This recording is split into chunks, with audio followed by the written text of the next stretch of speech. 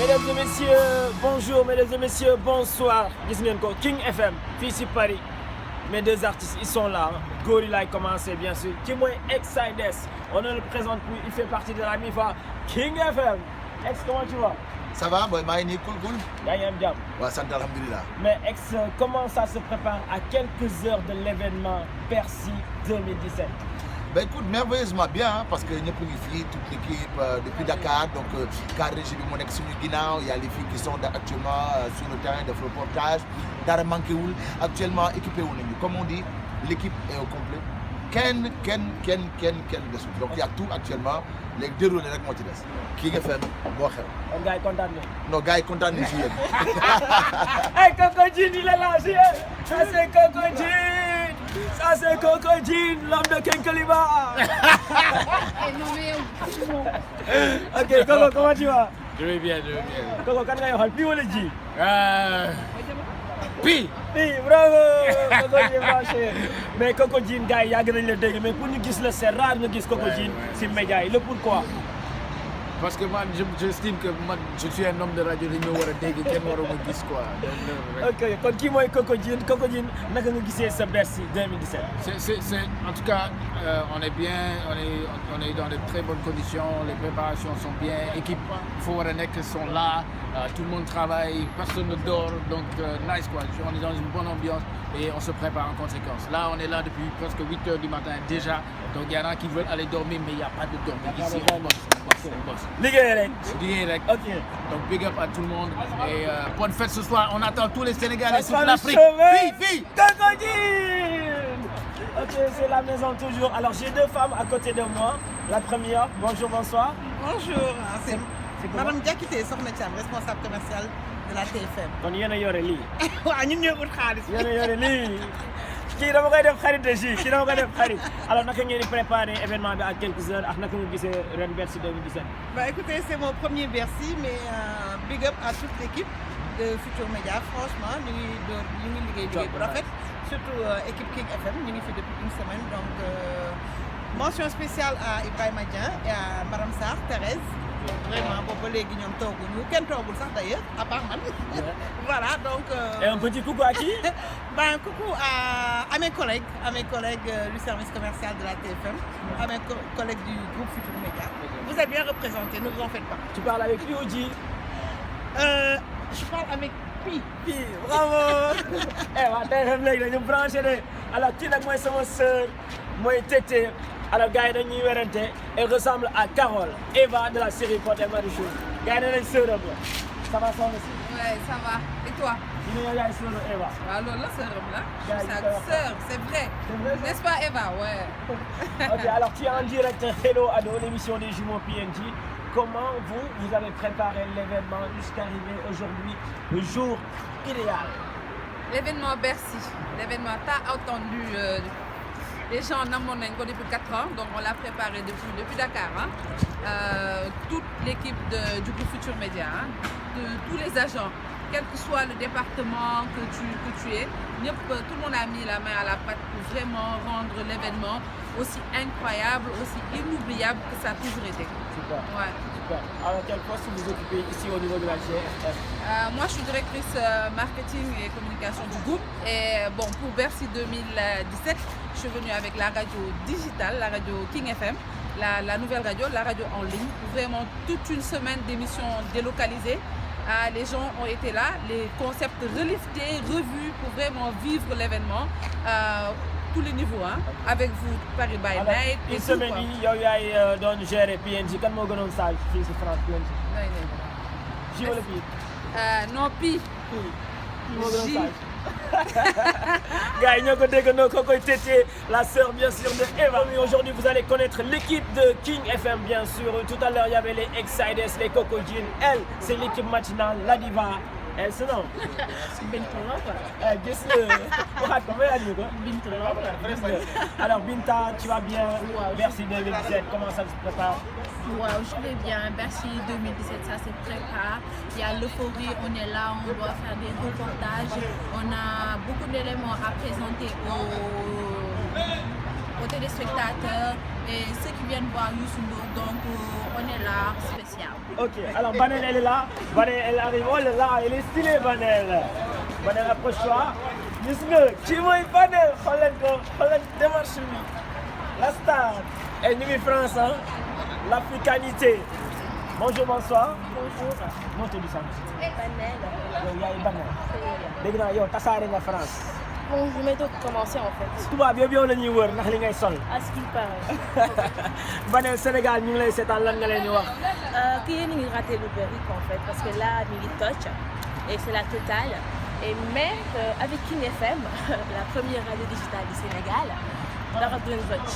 Restez connectés. C'est toi qui anime avec Exides. Oui, Exides. Est-ce que mën nga wax téléspectateurs de cette heure émission? Oui, tous les vendredis, samedis, dimanches à partir de 15h. 15h. Ouais. Tu fais coucou à qui?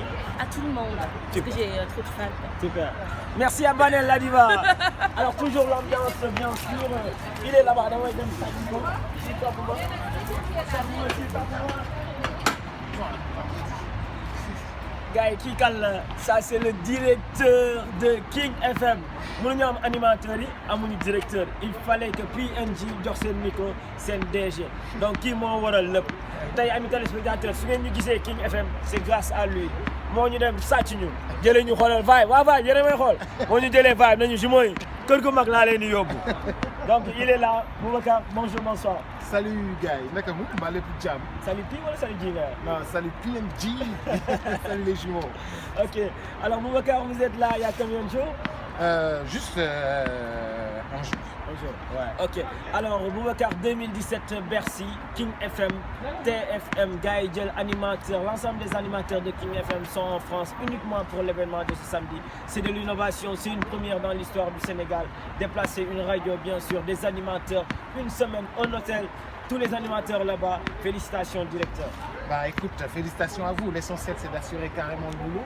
L'essentiel c'est que c'est d'innover et puis nous avions promis au président, au directeur général de faire une radio d'innovation, une radio de changement, une radio qui a apporté du neuf sur la bande FM.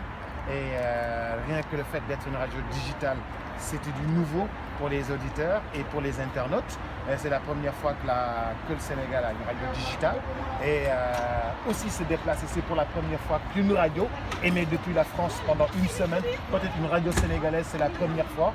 Hein, ça, c'est aussi une exclusivité.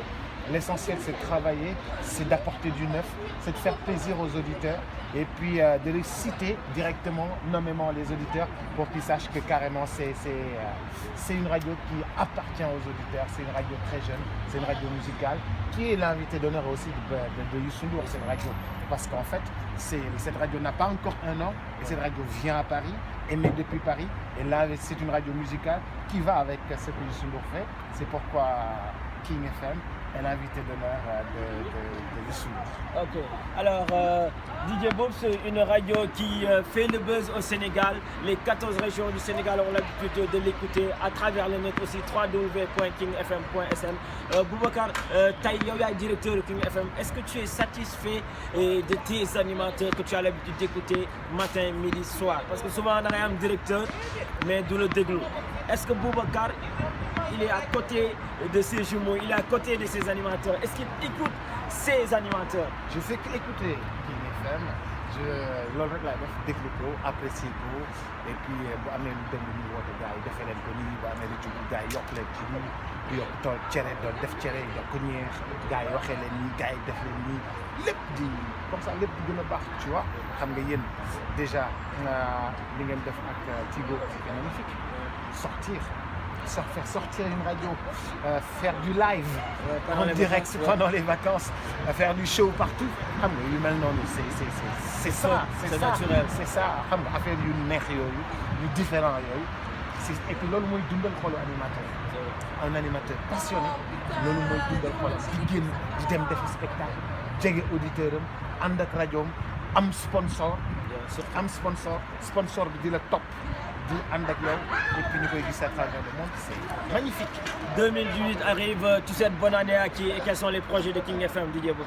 Alors 2018, il faut que bés embrayage bi dugal vitesse yi. gis nga dem dugal vitesse yi parce que am na yeneen yoo xam ni noonu la ñu war a ñëwee ci. parce que les gars ñu ngi leen di xaar King FM. ñu ngi leen di xaar King FM. non dañuy am yeneen yu bés tax yu ñu indi xam nga déjà ci 2017 bi amaguñu 1 an et def nañu naming def pour la première fois rajo am tur ñu ne studio Motorola. da ngay dégg Emirates Stadium. cameraman kaay dégg si balaa oto bi dina ngay dégg ay Emirates Stadium. wala ngay dégg ay Orange Vélodrome. pour la première fois nga dégg rajo bu am naming ñu ne studio Motorola. dafa bokk ci changement yi bokk ci innovation yu 21e siècle xam nga yu mel noonu am na yu mel noonu yu dàq yooyu ñuy préparé pour di ñëw incha allah. alors un coucou à qui man dama bëgg benn tour quoi boo xam ne tour boobu dama ko yàgg a dégg. Mame Diarra. ok gros bisous à elle ça c'est ma star à moi.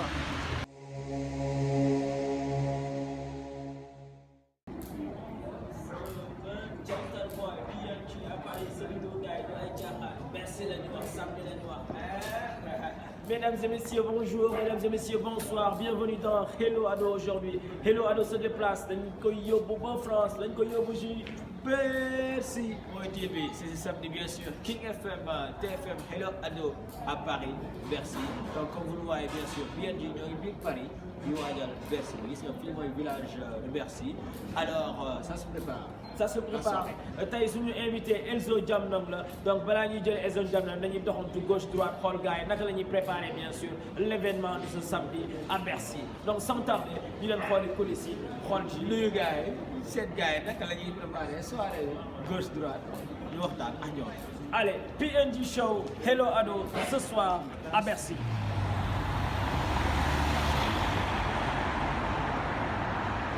alors tey on est en direct Hello Ado nam nga sa mbokk sénégalais yi nam nga waa Pikine kan ngay def dédicace.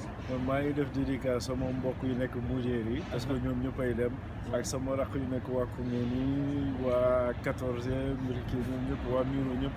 Ok. Pour à côté de moi j'ai un gentleman, un mannequin. Il est beau, il est stylé. Attention les jeunes filles, préparez-vous. Il y aura que des mecs du genre de ce genre-là. Alors monsieur, bonjour, bonsoir. Bonjour. Alors je m'appelle Cédric. Cédric, vous habitez où? J'habite en banlieue parisienne à Créteil. Alors il y a un événement qui se prépare ce samedi, la grande soirée de Youssou Ndour. Comment vous, les Français d'ici, vous le préparez, la grande soirée de Youssou Ndour? Bon, on le prépare vraiment bien parce que Youssou Ndour c'est quand même un grand artiste, reconnu internationalement et il est aussi connu en France et on l'aime beaucoup. Est-ce que tu sais danser le malach? Non justement, mais je sais qu'on saute comme ça un petit peu, c'est ça. Je sais juste faire ça. Ok. Donc, ok, un grand merci encore une fois à mon ami. Toujours l'ambiance Bercy, bien sûr. Ce samedi, ça sera du lourd avec les PNJ. Youssou Ndour à Bercy. Gaï Narul Yom. Hey, bonjour. Vous allez bien? C'est comment votre nom? C'est Mathilde. C'est Mathilde? Oui. Ok, Mathilde, vous habitez où? À Saint-Ouen. Ah? Saint-Ouen. Ça se trouve où là? Dans 93. Ok. Et c'est bien là-bas? Ça va, c'est bien. Il y a de l'ambiance? Ouais, il y a de l'ambiance, ouais. Ok, alors nous, on est là, mon jumeau et moi, on est en train de préparer un événement, la grande soirée de Youssou Ndour. Est-ce que tu es au courant? Oui, à Bercy. Bercy? Ouais. Ah bon, donc tu es au courant? Ouais. Ok, est-ce que tu connais Youssou Ndour? Oui, de nous, ouais. Ok, est-ce que tu sais danser la danse sénégalaise? Non. Ah vas-y, essaye, tu fais un petit truc là? Hein? Tu veux pas du Lodobi? Ouais, alors là, toi, tu sais danser, hein? Peut-être, je sais pas Ok. trop. Hein. Donc on se verra, Inch'Allah, peut-être samedi à la grande soirée, n'est-ce pas? Ok, peut-être, ouais. Ok. Ouais. Alors un petit coucou à qui? Ça te ferait plaisir de venir à Dakar, au Sénégal, chez nous? Oh, soleil et tout. Un soleil pour venir découvrir? Ben oui, pourquoi pas. Ok. Alors j'ai une invitée plus tard dans l'avenir. Elle sera à Dakar, bien sûr, au Sénégal. Let's go! Mesdames et messieurs, on est ici à Paris, on est à Bercy, bien sûr, au niveau du Gard. J'ai un ami que je viens de rencontrer. Je vais lui demander son nom. Bonjour, bonsoir, monsieur. Bonsoir. C'est comment le nom? Brigo. Brigo. Brigo. Ok. Et ça se passe comment ici en France? Il n'y a rien à faire en France. Il n'y a pas d'aide, il n'y a rien. Ok. Alors dis-moi, aujourd'hui, samedi, il y a le grand concert de Youssou Ndour. Tu connais Youssou Ndour? Oui. Super. Oui. Les PNJ. Est-ce que tu arrives à reconnaître les PNJ, les jumeaux? Comment tu les trouves? Je vous ai pas trouvé? Ouais. Non, comment tu les trouves, quoi? Les jumeaux PNJ. La classe. La classe. Vous avez la classe, les frères. Vous êtes stylés. On peut pas de... Franchement, il n'y a pas de frères comme ça. Mais qui est plus stylé, Sepi ou bien c'est l'autre Jumoji? Non, je vais faire des jaloux. Tu me demandes de faire un jaloux là. Ok. Alors, tu fais une dédicace à qui? Quel est ton artiste préféré, toi? C'est vrai? Côté musique, oui. Côté musique, c'est toi. Donc, un grand merci. Eh ben, merci pour tout. Hello, bonjour. Encore bonjour. Vous allez bien? Ça va et vous? C'est comment votre nom? Mélissa. Mélissa. Alors, j'ai à côté de moi Mélissa. Et vous? Selma. Mélissa et Selma, elles font partie des 2 plus belles filles de la France. Hein. Donc, vous allez bien? Alors, Dakar, Sénégal, tout le monde vous regarde. Vous êtes en direct dans Hello Ado. Il y a Youssou N'Dour qui prépare une grande soirée ce samedi. J'espère qu'ici en France, tout le monde est prêt. Bah, en tout cas, moi, j'y serai, oui. Super. On est prêts. Ok. Alors, gars, elles sont prêtes pour la grande soirée de Youssou N'Dour. Alors, comment vous trouvez le PNJ en mode noir-blanc? C'est magnifique, c'est trop joli. On aime trop. Okay. Et vous allez pouvoir reconnaître les PNJ, les jumeaux, une prochaine fois? Bien sûr que oui. Ok. T'as tu choisi Pi ou J, toi? Les deux. Les deux. Les deux. Elle est gourmande, hein? Elle choisit les deux. Et toi, Pi ou J? PNJ. Allez, merci amis téléspectateurs, on était en compagnie de ces 2 princesses. Vous l'avez dit amis téléspectateurs en cours d'émission, bien sûr que notre invité se nomme tout simplement Elzo Jamnong. Kon gars yi tey surprise ou pari bi, surprise ou berce bi mu ngi nii waa ji nga xamante ne moo nekk si digg bi, le mannequin des mannequins, le préféré des jeunes filles est là. Mais Elzo da nga def. nga naan mannequin. Ah mais mannequin nga. Nice gang. maa ngi leen di nuyu sama gars yi wala boy. dégg nga man lii sañse la par rapport ak yéen a sañse gaan. waaw big up gaan, merci ci invitation bi.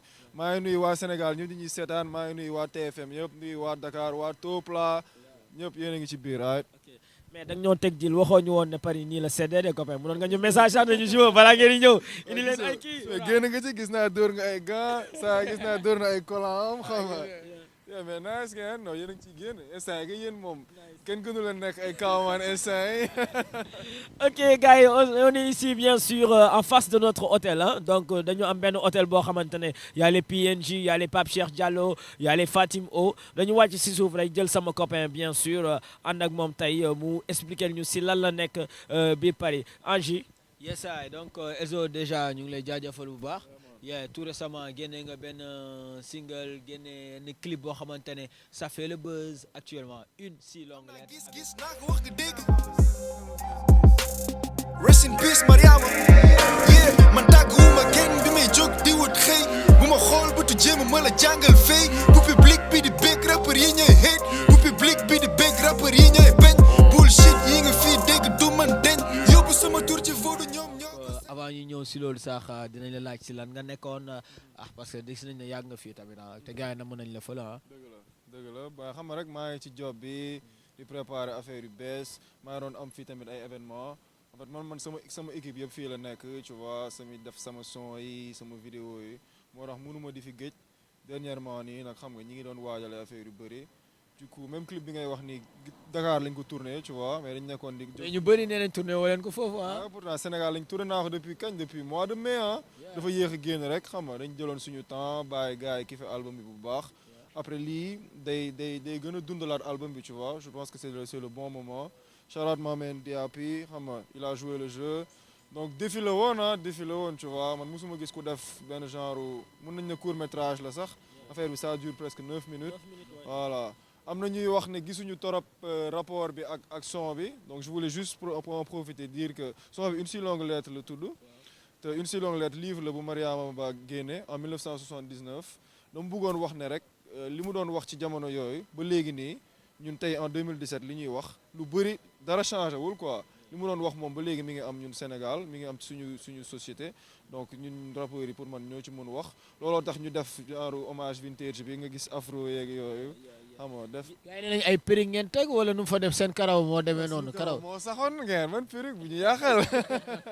Ok donc gis nañ si originalité parce que on a vu au niveau des réseaux sociaux gars yi bàyyi nañ si ay commentaires bu ne vraiment chapeau à vous il y a eu des aspects positifs et aussi il y a eu des aspects négatifs aspect négatif bi lan la mooy par exemple armes yi ñu si gis am na ay xale yoo xamante ne tey fan nañ Elzo fan nañ Dip Doundou Guiss tu vois est-ce que tey suñu gisee ngeen yore arme tamit duñu ne ah. xaar ma dem uti arme.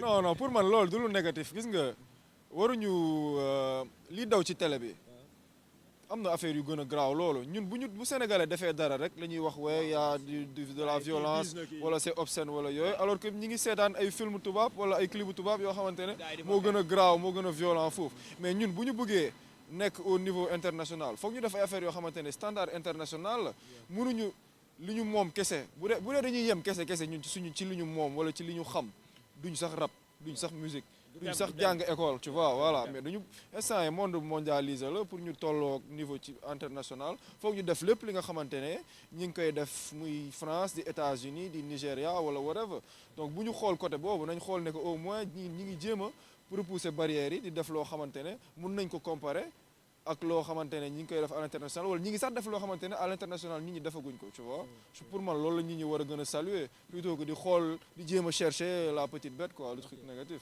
Ok, alors long métrage bi son bi mu ngi duré 9 minutes c'est rare nga gis benn son duré lu mel noonu tey lan moo waraloon loolu parce que yow presque woy nga si 4 minutes Dip tamit woy si 4 minutes ak 1 minute boo xamante ne délire la quoi.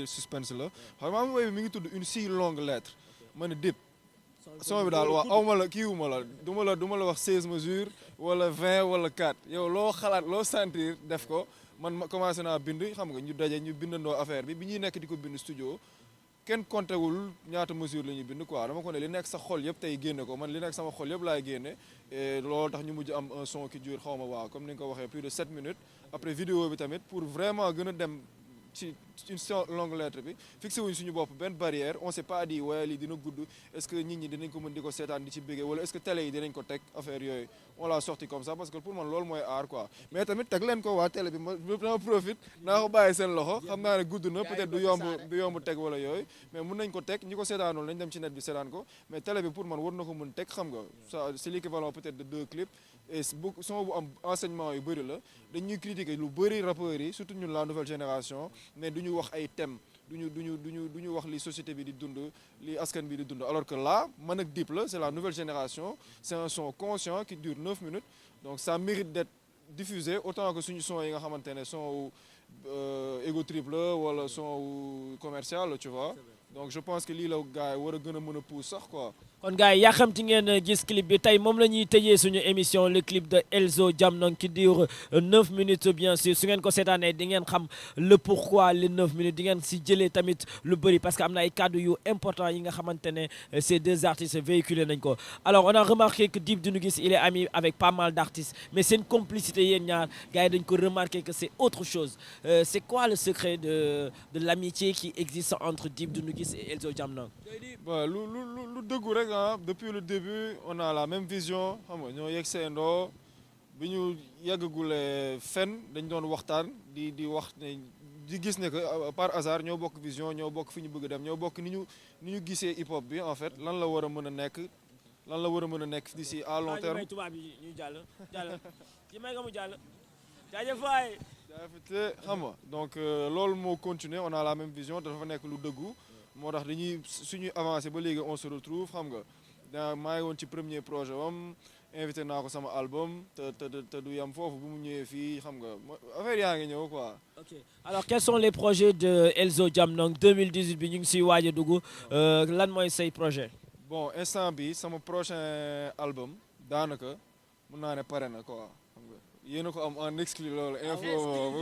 waaw kon may ñu si benn affaire bu ndaw rek benn 30 secondes freestyle rek. du am tàggoo daal li ma wax gars yi daal mooy nañ pare na à 95% te dama ko bëgg a génne sans promo sans yëgle dama bëgg a jékki-jékki rek waaw ne affaire baa ngi nii quoi donc loolu nag gars yi bett gars yi. est-ce que mën nga ñu si may benn 30 secondes am jëlal micro jël ci yow life bi du dara bu lijjante sa bopp yàlla lijjanti la boppam cannabis du garab li mooy son bi lay faj bu ci dóorul biddanti nga broda dama gisul dara lu dul gars yu xaaraan ma tim leen ni para MC sa quarante du tax nga valable maanaam ci gàttal sa rab bi du sarab fiis man jaay mu péeguru ghetto pour jaay sama disque boo xool sa waa ghetto boo taan bi moo lekk sa jeez ci samay copine noonu ñoomee koj di ma xëy di ma bis ni ma yégee ci kaw dafa triste maa ngi fii ci Paris ak PNG booy dañ ko mettil fii jàmm dong la booy daara ji dañ koy fal li nga aj ñun ñoo koy aj ji baa ma yemale ko foofu Ok, donc un dernier mot, mais moi, samedi, la grande soirée de Youssou N'Dour. Aujourd'hui, tous les Sénégalais qui vivent en France sont en train de préparer l'événement. Toi, en tant qu'artiste, voir notre grand frère, notre tonton, notre papa faire une très grande soirée. Et bon, c'est à guichet fermé, à 3 semaines de l'événement. Tous les tickets sont épuisés. Ça te fait quoi comme artiste? Et puis, qu'est-ce que tu dis aux téléspectateurs? C'est juste incroyable, tu vois. C'est une vraie légende vivante. Ñun ñëpp suñu royukaay la xam nga ñun ñëpp sa musique nous a bercé, on a grandi avec ça. Léegi événement bi nekkatul sax un événement musical, c'est devenu un événement culturel xam nga national. Fii nii boo fi nekkee sénégalais boo fi nekkee africain Bercy wu Youssou Ndour tu es sûr que di nga gis sa xarit yoo gëj a gis sa ay mbokk yu nekk ci Europe bi yu tas fii xam nga yoo xam ne gëj nga leen gis wala gëj nga leen dégg.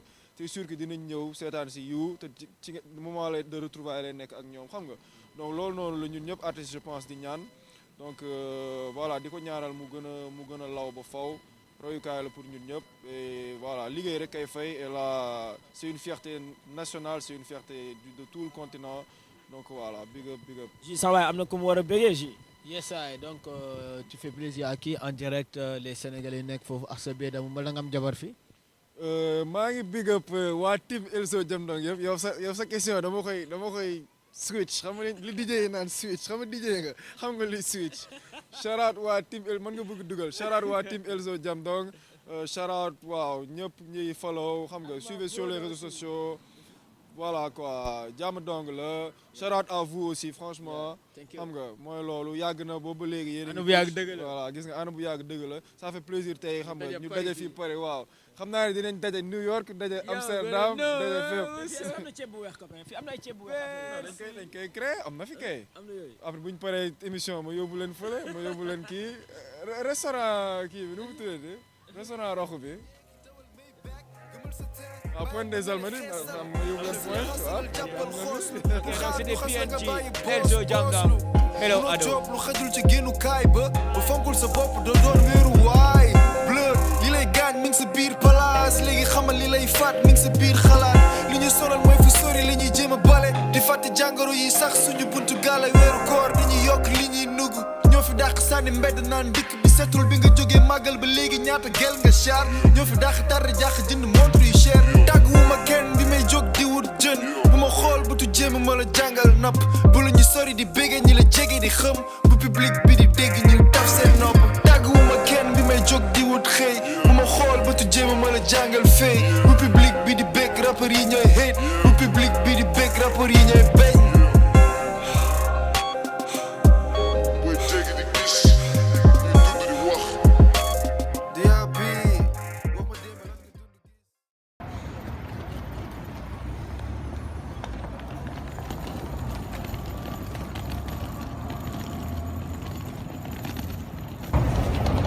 Mesdames et messieurs, bonsoir, bienvenue dans Hello Ado bien sûr. Aujourd'hui, les jumeaux PNG, les jumeaux de la TFM, les jumeaux de King FM en France bien sûr. C'est du lourd, c'est une émission Narolia Moutaï spéciale Hello Ado bien sûr. Ici Paris, la France. Nous sommes ici, gare, nous sommes gare, Bercy. Bercy, moi, je suis Grand Youssou, on fait fanal di Tangale, ay 20 000 francs, 20 000 places bien sûr, guichet fermé le koy def. Donc Youssou Ndour, Gatchenga là-bas. Let's go, man! À côté des PNJ, à ma gauche, à ma droite, elles sont très belles. On dirait même des jumelles avec de jolies tresses. Bonjour, bonsoir. Bonsoir. Ça va, vous allez bien? Oui. Toi, c'est comment ton nom? Ami. Ami, tu es sénégalaise toi ou bien? Non, je suis ivoirienne. Tu es ivoirienne? Oui. Ok, alors une ivoirienne qui vit à Paris, c'est ça? Oui. Tu vis où ça, ici? Oui. C'est pas loin? Ok, et toi, tu t'appelles comment? Kiren. Comme la bouteille Kiren 2. Oui. Elles sont toutes mignonnes là. Ça va? Ça fait longtemps que vous êtes en France? Je suis née ici en fait. Tu es née ici en France? Ouais. Ok. Alors, tu es ivoirienne d'origine? Non, je suis congolaise. Congolaise. Ivoirienne, congolaise, ça c'est la grande famille africaine, non? Oui. Ok. Allez, merci amis téléspectateurs. Let's go bien sûr ensemble pour faire plaisir à ces jeunes filles. C'est parti. Mesdames et messieurs, c'est Hello Ado bien sûr. C'est King FM. Oui, c'est la TFM, c'est la GFM à Paris bien sûr. Alors, donc amis téléspectateurs, je suis en compagnie de la grande sœur d'Eva de la série Pod et Marichou avec ses enfants ici au niveau de Paris. Alors on sort de Youssou Ndour pour faire plaisir bien sûr à la famille de Eva en France ici. Mesdames et messieurs, je vous l'avais dit, ce soir, aujourd'hui, ça sera du lourd. PNG en France, mais ils ne sont pas seuls. Il y a un rappeur qu'on ne présente plus au Sénégal. Il y a un rappeur qu'on ne présente plus aux Africains, au monde entier. Il est là. L'homme se nomme tout simplement Simon. Simon, bonsoir, bonjour. Wow, salam alaikum, salam alaikum. Simon, content de gis le fils de France, fils de Paris. Alors, ça fait combien de temps que tu es là, Simon? Alors, je suis là depuis presque une semaine, vendredi. Je suis là depuis vendredi dernier. Et voilà quoi, on est là pour quelques business, quelques petits trucs. Donc voilà quoi. Wow, di globetrotter comme on dit. Ok, quand Simon, il y a un lex de xaalis, il y a un business de grand. Dégg nga liggéenti wu ma dara lekkuma dara. Mais grand fii dafa sedd yow waxoo ñu woon fii nii la mel da ñu waroon message nga ñu waa mais jumeaux yi su ngeen ñëw gànnaayoo leen bagage yi diis yi. xanaa gisoo samay loxo xanaa génneewu ma ko fu mu nekk ba léegi. C'est super. Alors J, ma bàyyi la nga nuyoon teg Simon. Voilà donc un grand bonsoir à tous les branchés, tous les connaisseurs, tous les mélomanes, tous ceux qui kiffent bien sûr Hello Ado de la bonne musique. On est en compagnie de Simon Jollof for Life bien sûr ici à Paris. Ça naka Paris. Waaw sedd coach comme nu ko gars yi waxee mu ngi coach. Non mu ngi coach mais sant yàlla sant yàlla. Yeah. Alors ça te fait quoi de voir tes amis, tes jumeaux, tes frangins ici à Paris waaye Bercy bi tamit. Waaw ça fait plaisir yàgg bawul dara xam nga Dakar lu ñu doon def lii tey on le fait à Paris suba Hong Kong gannaaw suba New York xam nga yàlla na ko yàlla def et ça fait plaisir de vous voir que voilà yéen a ngi ci seen yoon ba tey vous avez pas lâché prise. Ban clip nga bëgg ñu may leen ban clip j'aime bien le dernier clip de Hakil. Doo komp la defe naa mu def ci benn bateau nii ci géej di lancer message bu am solo donc Hakil boo leen ma mënoon may Hakil macha allah Hakil One Lyrical maa ngi koy wax sànq ñoom Dip Doundou Guiss ñoom Omzo Dollar ñoom Ngaaka Blindé donc voilà gars yi yëpp daal waaw maximum respect. Ok, c'était Simon Jollof for Life PNG ici à Paris. Alors léegi nag dara jaaxalatuma dara yéemuma yang ni nga léegi nag waxtaanu ku tax la ku gumba ak muuma fi kenn faaletul kenn bopp sa bopp égoïste ku ne yàgg sa xel bu gàtt rek ay bétoo fils dawal sentiment ba accident ëmb dañ ko mis woowee sa gen bi ndax chaque jour ni fond vert bi ñi la gën a jege buñ lay tur la ndam kay doo gis pauvre yeey gën a liggéey mais pauvre yeey gën a bëri l'argent appelle l'argent pauvreté moom amul sax crédit testament amatul ndax amatuñu luñ fiy bàyyi yoon bu doon doxal yoon président mooy njëkk a jaar créé lu tax tubaab bi jox ñu indépendance benn 4 avril parce que def ñu poisson d'avril ngat kabi du rey na ñoom Sankara ak ñoom Kadhafi pays émergent buy daw 1 à l'heure car rapide nekk top modèle la gën a jege que nekk modèle sagam yàlla sax noppi na waxu nit lu muy njëriñ adduna kay moom tukki na mais xamuñu fu mu dem léegi. Bonjour, bonsoir. Vous allez bien? Ça va super très bien. Ben, ça fait plaisir de vous voir là. C'est partagé. Voilà, donc les Sénégalais aujourd'hui, je suis venu là, ici même, à Paris, uniquement pour voir une demoiselle, une charmante, una belle regarde ça, elle présidente de la MIFA PNG Family. Oui, la présidente depuis Paris, la France, elle est là. Elle se nomme tout simplement Jojo, moi je représente MIFA PNG Family. Moi je présidente Fils France. Moi je gère, moi je coach. Jojo, ça fait plaisir de te voir ici à Paris. C'est partagé, ça fait un énorme plaisir de te revoir ici à Paris pour une deuxième fois. Pour une deuxième fois? Ah oui. Donc ils étaient là, les jumeaux PNG? Ouais, ils étaient là au mois d'avril. Et paraît-il que tu avais accueilli les jumeaux PNG? Exactement. Chez toi-même parce qu'ils ont laissé leur hôtel et tu les as accueillis.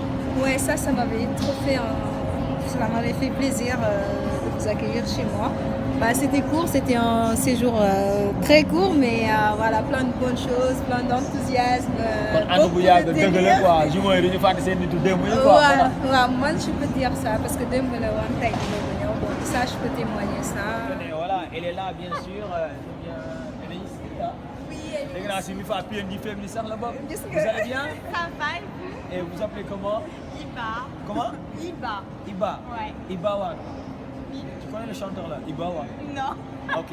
Mademoiselle Iba, vous allez bien? Ça va et vous? Et vous êtes en train de parler avec Pi ou G? Je vais voir si vous êtes blanc. Mais G. Attends, comment tu fais pour reconnaître les jumeaux, toi? Non, ça se voit, il y a une différence. Il y a une différence? Ouais, tu vas me dire le secret après? Ouais, c'est bon, t'inquiète. Toi, tu es beaucoup plus Pi ou bien tu es J? Tu es pointé Pi ou J? Non, ils sont différents, ça dépend. Ah oui. C'est quoi la différence entre Pi et J? Dis-nous le secret. Compliqué, ça. Pi, il est comment? Pi, il est un peu foufou. Il est un peu... Et J, il est comment J?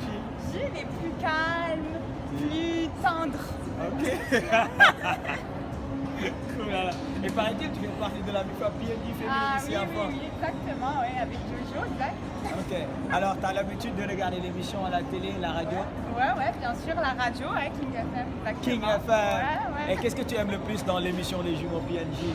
La musique, l'ambiance, Ok. l'ambiance africaine et tout. Et paraît-il que tout récemment, tu étais à King FM dans l'émission des Jumeaux PNJ. Ouais. Tu as partagé l'émission. C'était comment? Non, c'était bien avec Sophie, c'était très bien. Avec la Touba Boubaraba Sophie. C'est ça, non, c'était très bien. On a raconté un peu nos vies et tout, tranquille, c'était bien. Et à Bercy, Youssou N'Dour, quand tu vois toutes ces nationalités venir ici à Paris uniquement pour l'événement de Youssou N'Dour, ça te fait quoi? C'est impressionnant, ça fait plaisir aussi, ça fait chaud au cœur, quoi. De voir du monde comme ça, content, la famille. Non, Marseille, on travaille à Paris. Allez, ouais. Voilà. Qui sont pas marseillais? Attends, on est à Paris. On est à Paris, c'est grave, c'est pour pas le dire là. Tout doucement. Alors, tu fais une dédicace à qui en direct? À tous les Sénégalais de Marseille. Oh là là, c'est mimi. Tu vas venir quand au Sénégal? Je sais pas, quand j'ai quand j'aurai l'opportunité, les moyens, tout ça. Okay. Voilà. Donc on va t'inviter, nous personnellement, les PNJ à Dakar, Sénégal. Grave. D'accord? Ouais, bien sûr. Allez, ça fait un plaisir. Bisous, fais bisous. Oh là là, c'est mimi. Jojo, tu vas nous dire bye bye toi aussi? Tu fais dédicace à qui? Tout le monde, à toute la MIFA PNJ qui sont au Sénégal, qui sont aussi en France. Donc je fais coucou à tout le monde, à la famille, à tout le monde et je vous dis à bientôt. Gros bisous. Merci. One Love, c'était Jojo Yassir avec la diva Iba. One Love. Hello, Ado Mokoy. Fresh. Mesdames et messieurs, bonsoir amis téléspectateurs de la TFM, amis téléspectateurs de King FM, Sénégal, PNJ, les jumeaux, ils sont où? Ils sont en France bien sûr. Ben DJ, ben animateur, moom moo ñu jox rendez-vous bi place de la République lañ koy wooyee nag. Il s'appelle tout simplement DJ Sega. Donc DJ Sega tey moom moo ñu invité fii place de la République, moom la ñuy dem seeti xool ba xam ndax mu ngi fii egsi na moom moo ñu jox rendez-vous fii si France bien sûr. Kon sama caméraman topp ma ñu dem. Let's go. PNJ at party. Yes, live and direct. You know we're gonna know. Hey, what's up? Il est là, celui que j'étais en train de chercher. Qui gagne le gars? maa ngi nii ñu ngi doxantu biir Paris Paname ñu ngi place de la République. Ok. DJ Sega yow lañ doon seet yow yaa joxoon fii jumeaux yi rendez-vous. Sega na nga def? waaw parce que dañu jógee Bastille léegi ñu ngi place de la République waaye maa ngi nii boy. Sega, ça fait plaisir. DJ Sega PNJ. ñëpp a ngi lay seetaan lan ngay wax sénégalais yi namoon nañ la DJ Sega. booy mooy namoon naa gars yi sincèrement gars yi namoon naa leen maa ngi nii maa ngi si jàmm gis ngeen léegi dama am leer dama pata. Pata booy am biir booy. ay France neex na de booy fii. booy KFC ak McDo yi. mais booy da nga takk jabar wala nu mu demee noonu. Ok, alors DJ Sega, c'est une première pour nous les PNJ de te rencontrer ici en France. Cela fait 5 ans que tu n'es pas revenu à Dakar, au Sénégal. Tu étais animateur bien sûr au niveau de la TFM, au niveau de Walfadjri et pas mal de stations là-bas au niveau du Sénégal. Ouais. Alors ce 5 ans, naka nga ko dundee DJ Sega? waaw mais nice fay ñoo ci man. mënoon ngeen ñëw ma leen di daw parce que damay sew tuuti mais gis ngeen ma ngande mais alhamdulilah yaa ngi fayeeku yaa ngi jox sama maa ngi fayeeku maa ngi ne waay job rek a wóor job rek a wóor waaw dañ ñëw ci dëkk bi di fayeeku di job rek a wóor franchement foofu rek laay waxee gars yi sincèrement je vis bien alhamdulilah di wax gars yi sama famille kon DJ animateur neex na quoi parce que yaa ngi koy dund fii te yaa ngi métier bu noble la waaw waxuma nag booy DJ taxale ya ok est-ce que c'est des choses faciles nga ñëw si dëkku tubaab bi nga imposé wu pendant 5 ans lan ngay def jamono ji da ngay animer radio, da ngay animer télé, da nga nekk si boîte di mixer. Qu'est-ce qu'il fait DJ Sega? Non, je vais dire une chose, hein, parce que ils ont un système. Nous, on a un accent, parce qu'on est né à Dakar, grandi à Dakar, dañu am accent wolof bi sénégalais. Donc les Français ils privilègent juste les gens qui sont nés ici et qui n'ont pas d'accent. Oui. Donc nous, lu ñu mën a def rajo yi technicien lañ fa mën a doon. Et trucs comme ça et tout. Voilà, mu doon rajo boo xam ne bëgg la yoo xam ne day def culture africaine ñu jël la et trucs comme ça et tout. Mais sinon, moi je suis DJ dans un club de blanc, je mixe, je fais des choses et trucs comme ça et tout. Et je suis le résident depuis déjà 3 ans. Je suis le DJ résident dans ce club et trucs comme ça et tout. Mais puis radio, pour def télé, c'est très rare, même si la télé française, c'est très rare de voir couleur africaine. Moi, présenter une émission, soit entier, judo et trucs comme ça et tout, pour ne pas que tu as l'accent et tout. Donc voilà, on est des Sénégalais, on est fiers d'être Sénégalais, mais en même temps, on est dans le système, on bosse et puis ça fait plaisir en fait. Ok, comme Sega, dañuy def tour bi nga dëkk ñu doxale man. Ok. Yes sir. DJ Sega PNG. Let's go, man. Mais boy, ana seen xale boobu seen jaw jooju nekk ci Pod et Marichou. Non bële. mais si boy maa ngi gis si naa ñaari gel de xaar ma dem tooñ leen quoi. Est-ce que ñëwee nga boy fils? Aja. Bonsoir.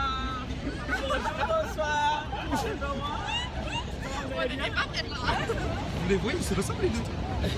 Alors moi je pose une question, c'est qui Pierre, c'est qui Jeanne? C'est PNG. Donc ça s'appelle qui? Alors bravo, tu as trouvé hein. Alors toi tu t'appelles comment? Julia et toi? Aurélie, vous habitez où? Tu connais la chanson qui dit Aurélie n'a que? Ouais, c'est ça. On va passer ça à la télé alors. Voilà, donc je vais t'offrir ce morceau alors. Ok, alors on va vous offrir le son de Aurélie parce que les jumeaux PNG sont animateurs dans une télé qui s'appelle la TFM. C'est la télé numéro 1 au Sénégal. Et là on est en train de vous prendre en UTV. Tous les Sénégalais vont vous regarder. Faites coucou Sénégal, dites coucou Sénégal. En plus on sera à la Coupe du Monde cette année. Ah ouais, bah, allez oui. Sénégal. Et si on rencontrait la France? Vous allez supporter qui? Si on rencontrait la France à la Coupe du Monde. Sénégal, Ouais, moi aussi, c'est pareil. Voilà, c'est ça. Ok, alors vous faites un petit coucou à qui les filles? Dédicace. Pas moi. Bah, coucou à ceux qui nous regardent. Je sais pas, c'est quoi le contexte? Est-ce que vous êtes prête un jour à venir à Dakar au Sénégal nous rendre visite? Ouais, c'est le voyage là. On est étudiante, on n'a pas trop de moyens pour l'instant. Ok, super. Allez, merci beaucoup. C'était de charmantes demoiselles, bien sûr. Merci. Qu'est-ce que ça va boy? Vous allez bien? Oui, ouais. Ok, vous venez de descendre de l'école ou bien? Ouais, on vient de descendre de l'école. C'est quelle école? Ça s'appelle comment? Bonjour. Ok, ça se passe bien l'école? Ouais, ça va. On travaille bien? Ouais, ça va. Okay. Alors vous allez nous dire vos noms et vous allez faire un petit coucou. Parce que c'est une émission en direct. Victor. Et toi? Moi Simon, dédicace à toute la quatrième. Et toi? Timothée, dédicace à ma famille. Et quel est le son ou bien le clip qui vous fera plaisir? Le son de n'importe quel. Niska, salut. Est-ce que vous savez danser ça? Non. Alors dites-moi, vous allez me faire un petit truc, vous allez me dire merci comme ça à toi. Hein? Merci. Merci, hein? À toi on dit merci, d'accord? 1, 2, 3. Merci. Merci les gars, merci beaucoup. Ok, super. Voilà, c'est comme ça bien sûr l'ambiance ici à Paris avec les jeunes qui viennent de descendre. C'est chaud. Ouais. Avec DJ Sega. Voilà. Là, tu t'appelles comment? À la radio. Salomé. Salomé, et vous? Alors. Alors, et vous? Vas-y.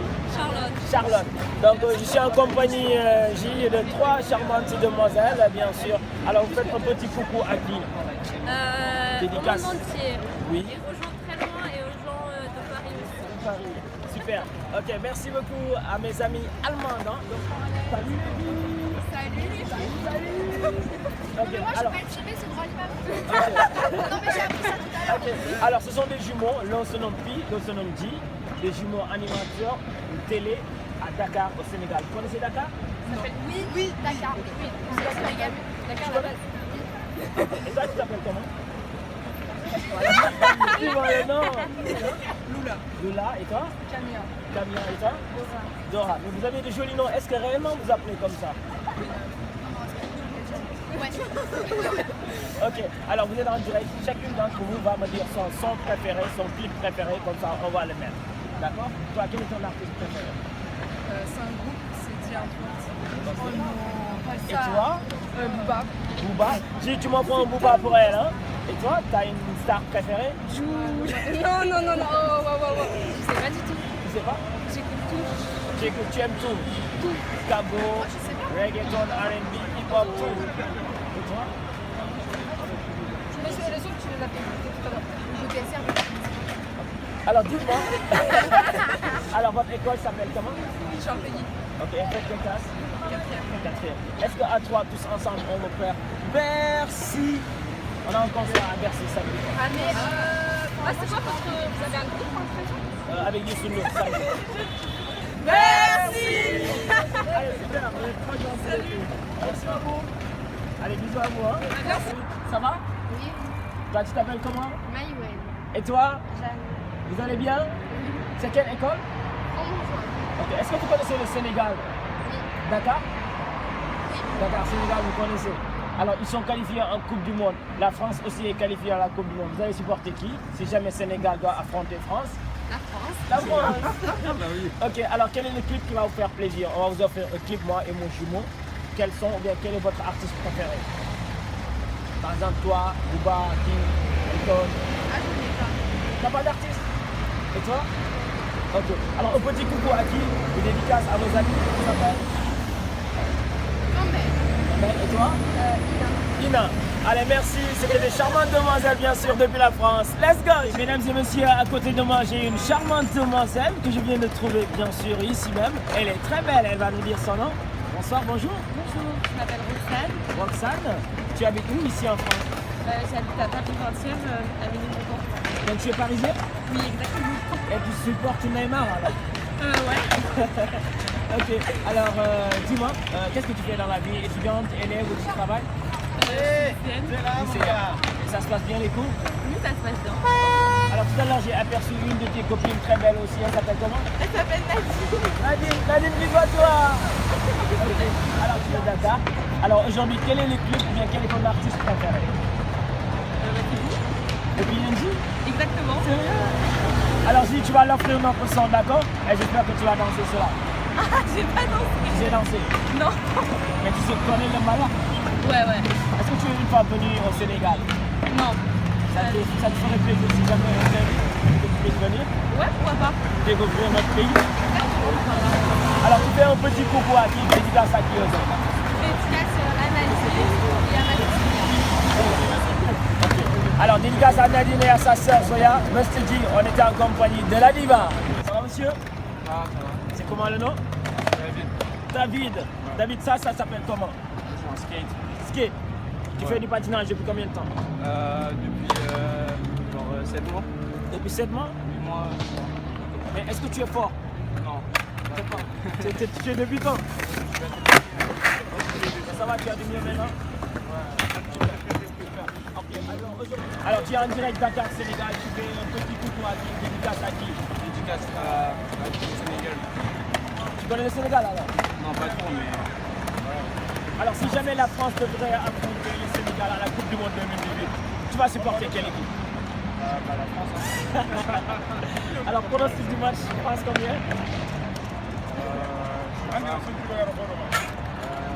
1-0 comme on vous avait fait là.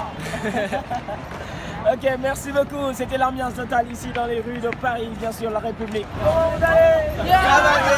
Est-ce que ça va? Ça va bien. Alors, ils vont se présenter. Hein. Je vais commencer avec ce monsieur. C'est comment le nom? Noah. Noah. Ouais. Ok, Noah, tu es au niveau de quelle école ici? Je suis à Turbo-Lys là. Et ça se passe bien les cours? Ouais, c'est parti. Tu as une copine là-bas à ton école ou bien? Non. Il est sage là-bas alors. Ok, il est sage, hein? C'est toi le monsieur? Moi, c'est Jean-Max. Jean, mon jumeau il s'appelle Jean? Merci. Donc toi tu es mon jumeau, hein? Ouais, on est jumeaux. Super. Alors dis-moi, qu'est-ce que tu fais là-bas? À quelle classe? Bah moi je suis en seconde. Seconde. Ouais. Et ça se passe bien? Ça se passe très bien. Alors si jamais tu devais faire un petit coucou, tu fais un coucou à qui? Je fais des coucous à tout le monde. Tout le monde sur la planète entière. Et quel est le clip qui te fera plaisir? C'est qui ton artiste préféré? Le clip qui me fera plaisir, Booba. Booba. Ouais. Alors si tu me l'offres un Booba pour mon ami, d'accord? Voilà. Toi c'est comment? Julie l'escroc.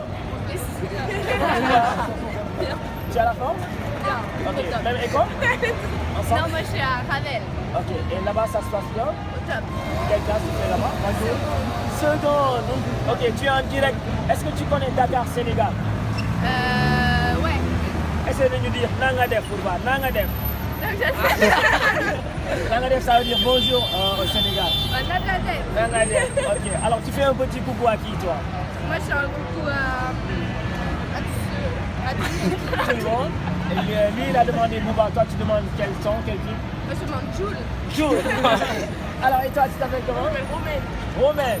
Romaine, tu es très belle. Merci beaucoup. Ok, tu as de beaux yeux. Merci. Ok, alors dis-moi Romaine, toi tu veux quel clip? Quel son, quel clip te fera plaisir? Alors le monsieur il est là. Hein? Ouais, bonjour. Bien, la star, tu vas bien? Ça va bien. Le moral est bon? Le moral est bon. Ok. Alors dis-moi, tu es en direct Dakar, Sénégal, la TFM PNJ. Salut Dakar. Ok, dis-moi, salam alaikum. Salam alaikum. Ok. Alors tu fais une dédicace à qui? Tu fais plaisir à qui toi? Moi je fais une dédicace à tout Arago. Arago. C'est ton lycée et tu fais quelle classe là-bas? Tu fais quelle classe là-bas à ton lycée? Je suis en seconde. Ça se passe bien les cours, c'est pas difficile? Non, c'est pas difficile. Est-ce que ça vous ferait plaisir un jour quand vous invite au Sénégal, vous allez venir rencontrer les lycéens? Ce serait le feu. Alors dites-moi tous ensemble, à 3, Sénégal, on arrive. 1, 2, 3. Sénégal, on arrive. Bravo. Yes, I, PNJ, toujours dans les rues de Paris. Paris là, est égal nii. Dis-moi, garde de Saint-Lazare. Dis-moi, gare de Saint-Lazare, gars yi ñu ngi fii si Paris, ñu ngi France bien sûr. waxoon nañ leen émission amatul li ñu dund Paris loolu lañ leen di wan every time chaque jour every day noonu lay demee saa su ne gars yi ñu doxantu ñu xool. Ici c'est Paris avec PNJ, Hello Ado, la TFM, King FM moo koy vrèche moo koy toj affaire bi xoolal waaye Paris la. Alors, je vais vous faire une réduction. Donnez-moi votre téléphone, que je fasse la réduction. À 10%? Ouais. Alors. Ouais. 10-10, c'est normal. Là, je vous fais surtout là. Ouais, c'est deux chaussures, non? Ouais. Mais l'autre paquet? Bah, je pensais qu'il allait les mettre directement. Non, il les met pas. En fait, il les met pas. Ouais. C'est un farceur, lui. Ça marche. Alors.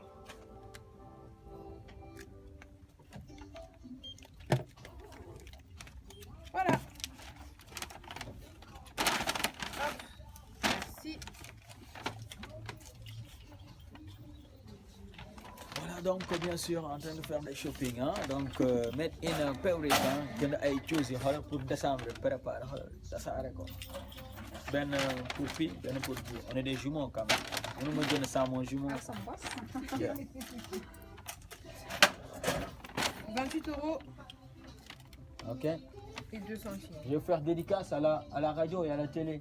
Tu t'appelles comment encore? Aïssatou. Aïssatou. La malienne ou bien la gambienne, je vais dire alors. Voilà. Ou bien la parisienne. Non, la parisienne. D'accord. Allez, bisous. Merci. Ciao. Merci. Bye bye. Merci à vous aussi.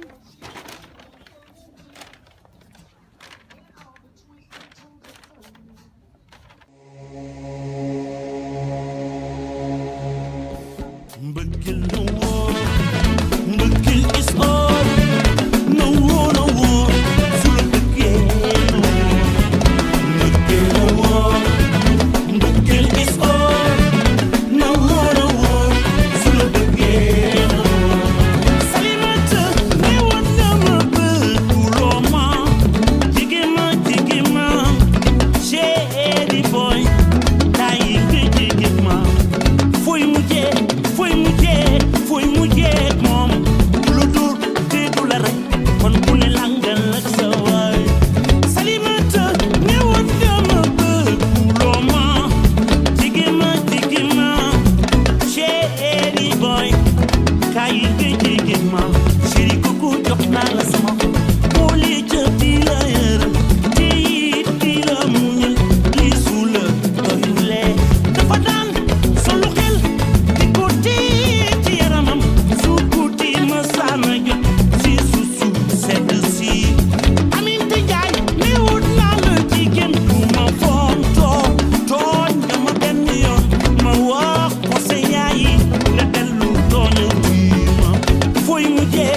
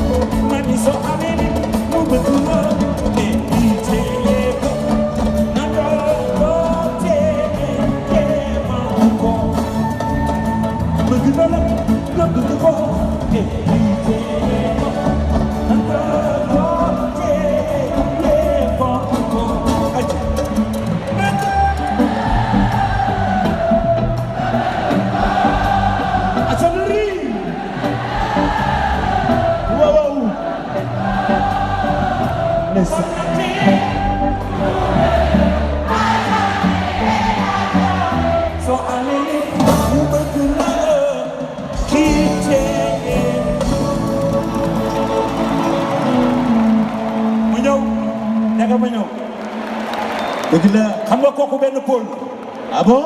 Voilà, je vous ai dit que le spectacle est divisé en pôles. On va voir comment on introduit l'autre pôle pour y arriver. On y va.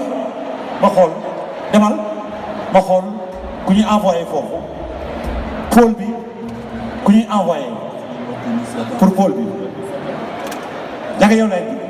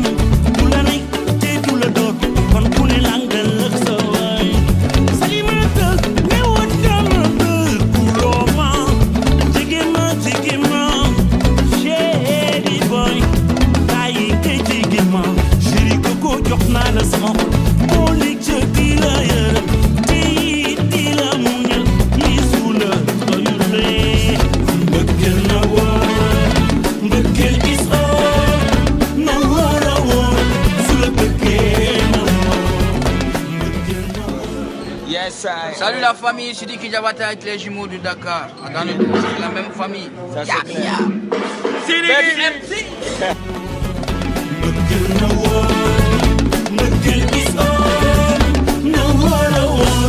Sous le papier, no